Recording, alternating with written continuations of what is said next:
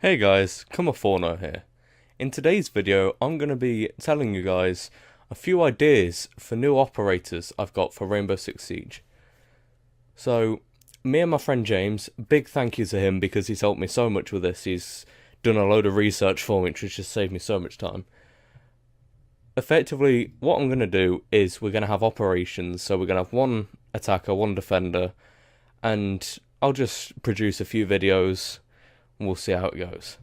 So the first operation is called Operation Fallen Spire.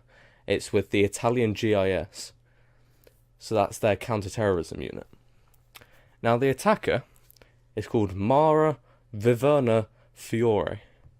Now her special ability is an incendiary grenade. And I know a load of people are going to be saying, we've already got Capitao, what do we need that for?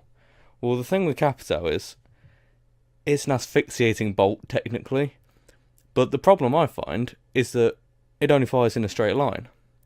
So it's all good, it does a lot of damage, but if you can't actually shoot exactly where they are, you're a bit stuffed.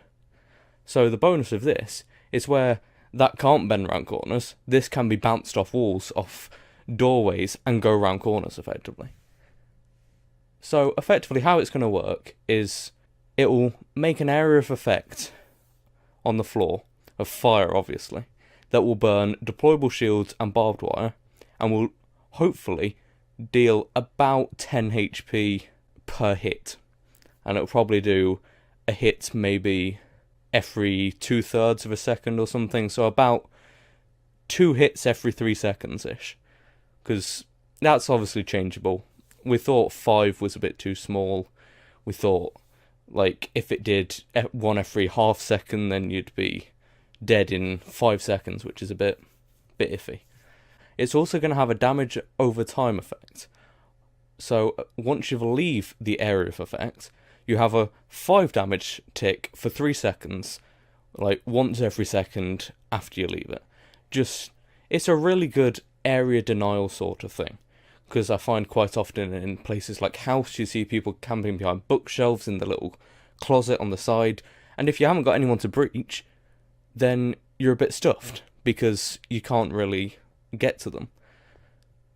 So, with this, you'll be able to bounce it off corners, off doorways, and you'll be able to clear out those areas. Obviously, the area of effect needs to be quite small, because you don't want to be able to throw it into somewhere like the closet next to master bedroom on house, and it just take up the entire closet and guaranteed to kill everyone inside, because that would be really overpowered.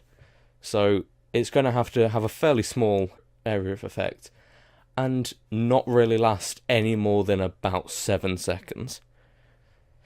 7 seconds is long enough to kill someone, and it's also long enough to deal a serious amount of damage to someone if they come into it after it's already exploded. So the idea here is mainly just to stop people camping in certain spots. And hopefully you'll get about 2 of these grenades. Because 1 is just too small, because then you throw 1, if it turns out they're not there, or there's only 1 person there or something, you've kind of just wasted. But if you have more than 2, if you say have 3 or 4, that's just seriously too powerful. So I think 2 is the perfect amount you need. Now, my friend James, he has sorted out a nice Siege-style bio for this character, so I'll read it to you now. They're 29 years old, and they should be 2 speed, 2 armor. If they were 3 speed, it would just be completely stupid, because they'd be able to throw an incendiary grenade behind... Let's use house as an example. If you were camping behind the bookshelf, and then they could throw it, and then probably get into bathroom and get your flank before you've even got out of the flames. So it needs to have a slow enough speed so that they can't do things like that effectively, because you need to have some sort of maneuverability when you're doing this thing, so it can't be so slow that you can't actually do anything. So 2 speed, 2 armor seems like the best option. The special gadget, the Mark III Dragonfire Incendiary Grenades. Realising that many conventional incendiary devices were too unpredictable and could harm hostages in a crisis, Fiore developed a unique device to ensure that she was in control of her arsenal. The Mark III incendiary grenade utilises a special combination of various thermal compounds to produce a controlled and quick burn that can neutralize hostiles whilst ensuring that the fire stops to prevent it spreading. The thermal compound burns at such a high temperature it neutralizes any metallic object it comes into contact with, including razor wire and basic deployable shields. Now to the loadout. You've got 3 options for your primary: 2 assault rifles and 1 shotgun. Primary option 1 is the Beretta AR-70 assault rifle. Option 2 is the ARX 160 assault rifle, and option 3 is the Benelli M3 shotgun.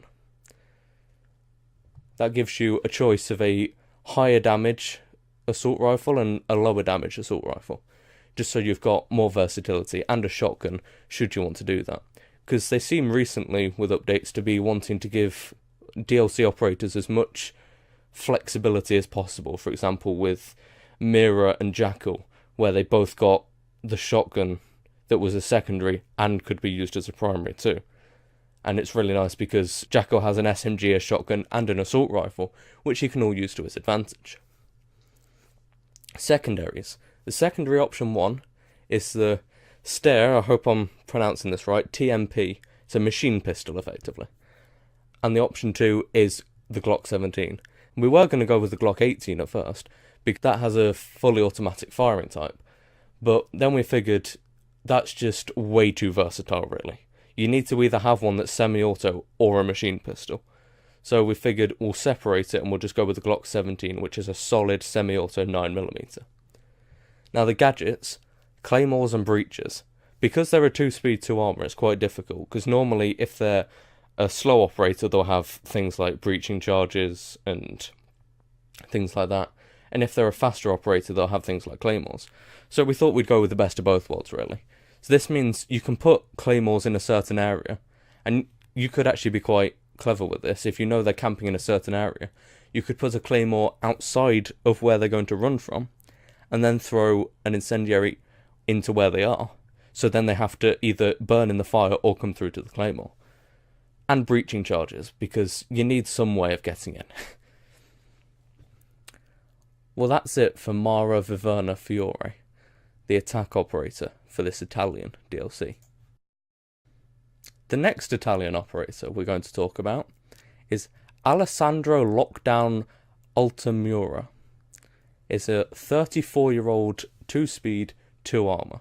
Now that's negotiable a bit. We were quite indecisive about this because it seems consistent to go with 2-speed 2 armor, but it may end up, if this does end up getting implemented, in the very, very, very small chance that it was implemented in the game, obviously it would have to be tested to see if a 3 armor's better.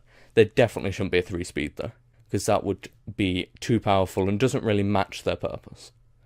So what this person can do is put down a deployable shield that can house 2 people. So where you plant it on the ground and pull it up, as you pull it up, 2 side panels would come out so that 2 people can sit behind there comfortably and use that. Now, this is quite good if you're using the old tactics of putting a deployable shield in a single doorway, because I see that used all of the time. That's pretty much all I ever do when I have a deployable shield. So let's use house as an example. On the double doorway in master bedroom, you'd be able to put it there, and it would cover the majority of the doorway, if not all of it. And it would generally stop people getting in as easy as they currently can, especially through double doorways. It also means, in the heat of battle, you can put it down and potentially make a safe cross-through to another area, or if you need to go revive a teammate or something. So it should be really helpful there too. I'll go through the bio quickly. The special gadget is the Model 2 Fortress Extendable Shield. During his time as a soldier, Altamura always understood the need to utilise cover in a firefight. When reviewing the practicality of the deployable shield currently issued by Team Rainbow, he discovered that they were too easy to break using explosives, and they were too small to provide substantial cover for an entire team. He spent 3 months developing the Model 2 Extendable Shield, which provides twice the cover with half the weight and 3 times the durability. The Model 2 can fill a double door and is protected against high temperatures, as it utilises a special polymer coating which spreads the heat across the shield and then disperses it. So this is a great counter against the Molotov, or the incendiary grenade. It's easier to call a Molotov, isn't it? But it's an incendiary grenade. So it effectively doesn't get destroyed by an incendiary grenade and won't get destroyed by just one frag. This, I know, for example, if you see someone camping behind a deployable shield, you quite often see an echo on his yokai drone. Then it's just common practice to throw a grenade, because you get rid of the shield and you kill anybody who's potentially behind it. With this, if it doesn't land behind the shield where you currently are residing, then it may damage you, but the shield will not be destroyed. So the shield can withstand multiple frag grenades, probably no more than 2. Now for the loadout. Primary option 1 is the Beretta MX4 Storm, which is an SMG. And primary option 2 is the Benelli M3 shotgun, similar as to what was given to the attacking operator. The secondary options, they're the same as the first operator, but I'll tell you them again. The Steer TMP, the machine pistol, and the Glock 17, the semi-auto 9mm.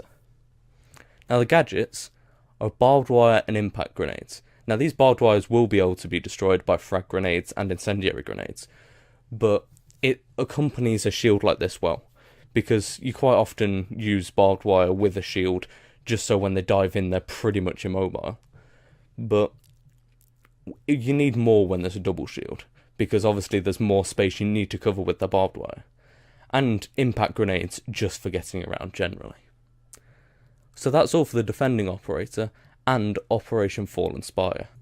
That's all for this video, guys. If you enjoyed, feel free to leave a like or a comment telling me what you thought. I'll see you guys next time.